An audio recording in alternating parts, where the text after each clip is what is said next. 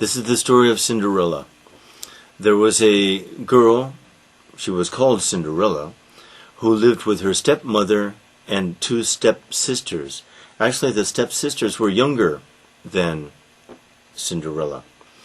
They treated her very badly, but she had a natural grace and natural kindness and beauty, so that even though they treated her badly and made her work and treated her as a servant, kept her dirty, kept her in terrible clothes, she still kept a kind of grace. And the story doesn't say, but that kind of grace made them hate her even more, of course, because they could feel her greatness. Then came an invitation to the royal ball. Oh, they are going to go. They're going to go and see royalty. Very impressive. So Cinderella worked for days and days sewing and ironing and preparing their clothes while she stayed in her terrible, shabby rags. And finally came the day when they would go to the ball. And they said to Cinderella, "Why don't you come to the ball too?" And then laughed because they all found that idea so amusing. And Cinderella was hurt by this and she cried. They went to the ball. It was these tears that caused the fairy godmother to suddenly appear to Cinderella, because Cinderella had never cried before. By the way, her name Cinderella comes from the fact that in the evening, after the labors of the day, she would sit by or on the cinders of the fire to warm her bones and warm her body. Hence Cinderella, like little cinder.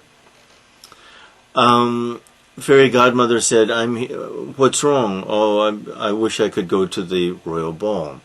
Well, I think you can. But, so first, the fairy godmother changed a pumpkin into a beautiful coach. Changed 6 mice into 6 white horses. Gray, actually. Changed a rat into the coachman. But I can't go in clothes like this. Easy. Magic wand, boom. Beautiful dress, trimmed in silver and gold. And for a final touch, glass slippers. She looked beautiful, of course.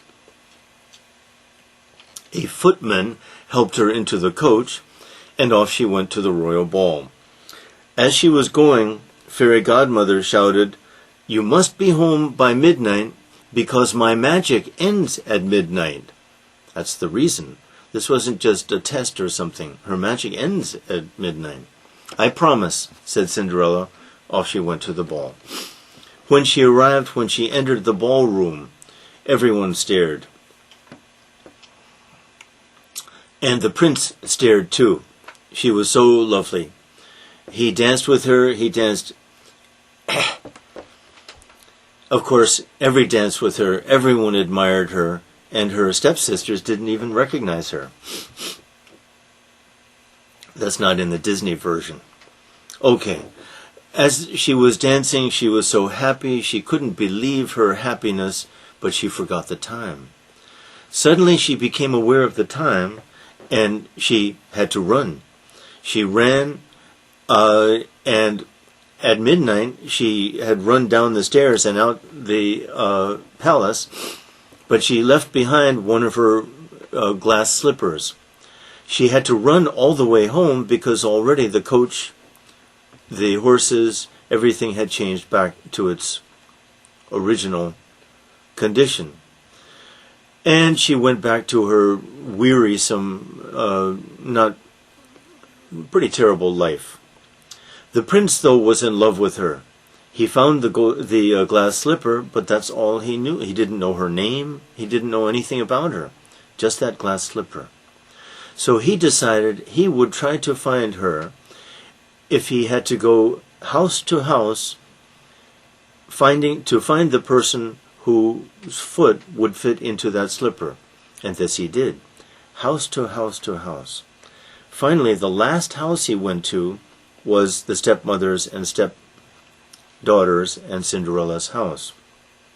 He entered.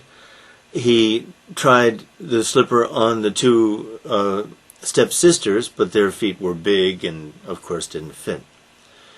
In this story, Cinderella was sitting by the fire, the servant, and quietly said, "May I try?"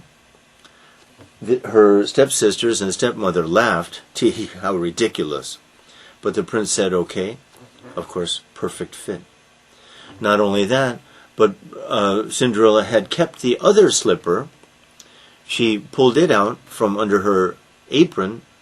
She was the glorious creature with whom the prince had danced. He took her immediately with him. That same day he married her, and that's the story of Cinderella.